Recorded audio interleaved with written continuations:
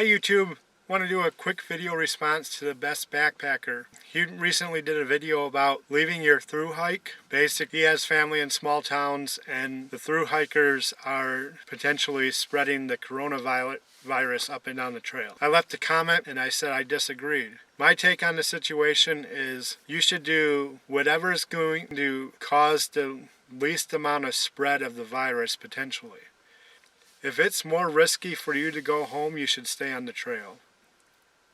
If you live at your parents' house and your parents have comorbidities and they're high risk, and you leaving the trail, getting on a plane is going to make you more likely to come in contact with the virus if there was someone else on the plane that has it. That makes it far more likely that you're going to get that virus. You're going to be home and spreading it around without symptoms, as opposed to if you're already out on the trail, you've been on the trail for several weeks, you have no symptoms, you're properly socially distancing, the likelihood that you are spreading this up and down the trail is very, very low. I don't think that this is anything to take lightly. I think at the end of the day, every single American has people in their family that are high risk. There's probably going to be every family, if it's not a direct family member, it's going to be a cousin, aunt, or uncle, or it could be a friend's family member. By the time this is all over, we're probably going to know someone that's had a bad result, directly or indirectly. By the time this is all over, we're most likely going to contact this ourselves. So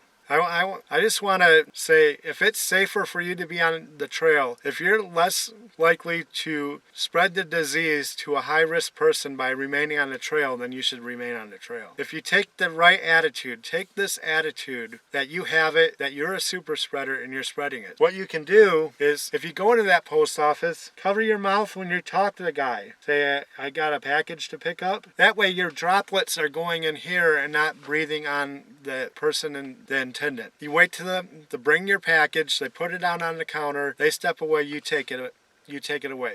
Do things to reduce your risk of potentially giving it to someone else. Instead of going and getting on a plane and contracting it on the plane, bringing it home to your family, when you're on the trail and chances are you don't have anything, just when you do go to the grocery store, only touch things that you intend on purchasing. Don't handle anything. If you pick it up, you're buying it. Do things like that. Hand sanitize before opening any door. That way, you understand that you're a potential spreader, so I'm going to sanitize my hands, kill any virus that's on my hands, then open the freezer door or the door to the grocery.